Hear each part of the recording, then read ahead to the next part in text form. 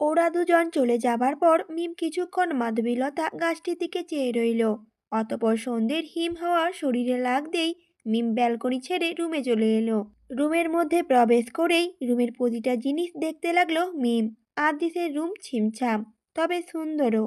যে যে জিনিসগুলো রুমের মধ্যে আছে প্রত্যেকটাই যেন এই রুমের সাথে সামঞ্জস্যপূর্ণ।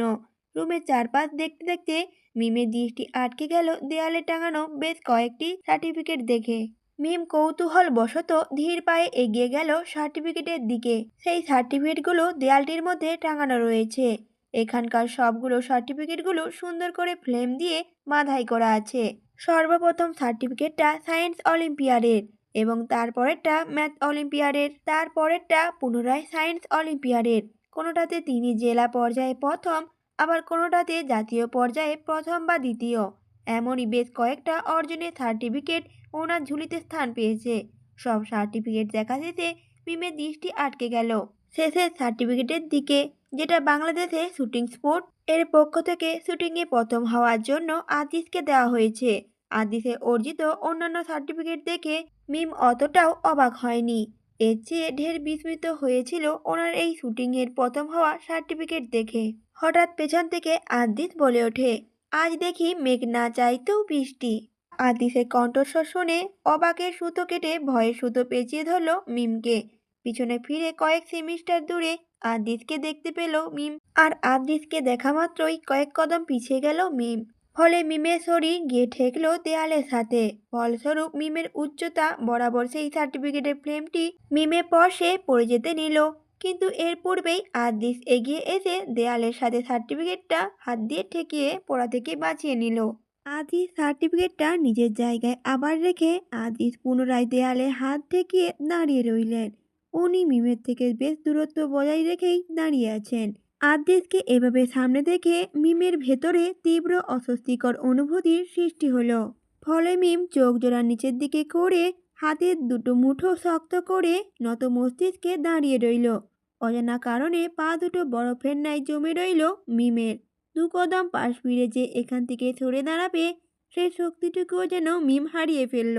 এরকম অনাকাঙ্ক্ষিত পরিস্থিতিতে পড়ে মিমের সমস্ত স্নায়ু যেন তার কর্মযোগ্য হতে বিরতি নিল।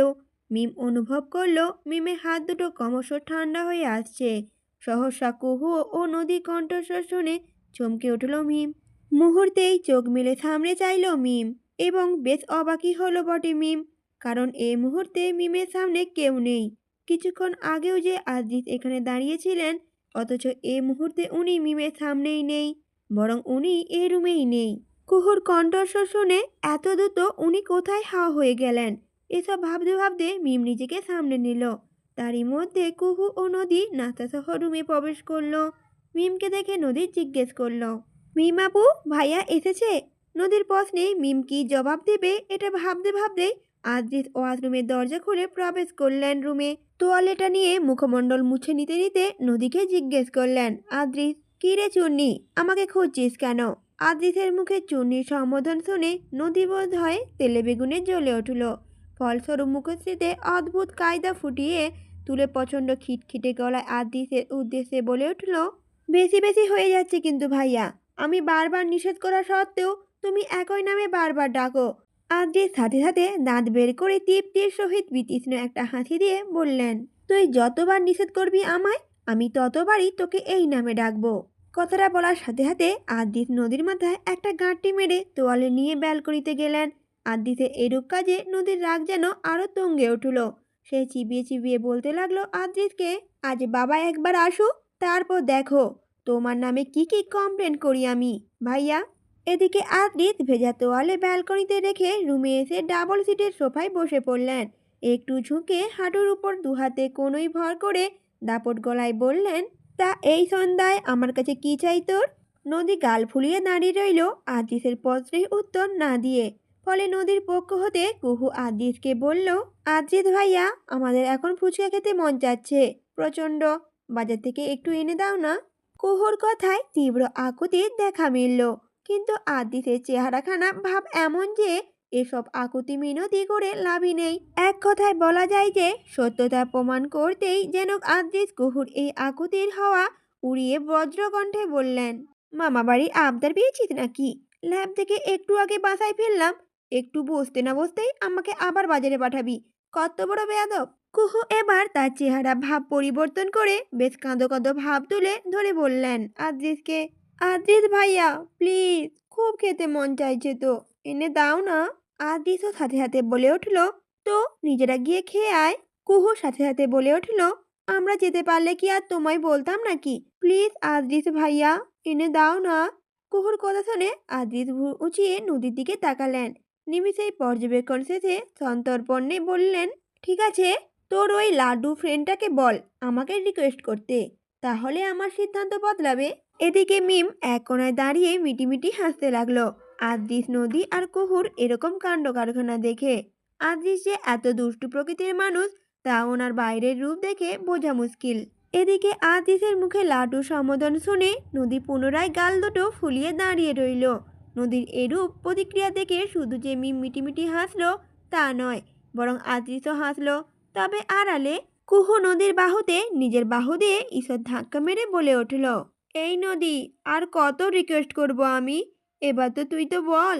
নদী সাথে সাথে ঝট করে আদ্রিসের দিকে চেয়ে তেজস্বী কণ্ঠে বলে উঠল, আমাদের তেলের গোডাউন নেই যে কাউকে তেল দিয়ে দিয়ে গাছে উঠাবো। লাগবে না ফুচকা, আমি বাবাকেই আনতে বলবো। আদ্রিস সাথে সাথে কৌতুক শোনার মতো হেসে উঠল আর সোফায় গা এলিয়ে দিতে দিতে বলে উঠল, তাহলে আজকে ফুচকা খাওয়ার শখ মিটিয়ে দে, কারণ বাবার বাসা আস্তে আস্তে রাত 11টা পার হয়ে যাবে। এবার নদী যেন অকুল জলে পড়ল, তবে তা আদ্রিসকে উপলব্ধি করতে দিল না, বরং পূর্বের ন্যায় চুপচাপ দাঁড়িয়ে রইল।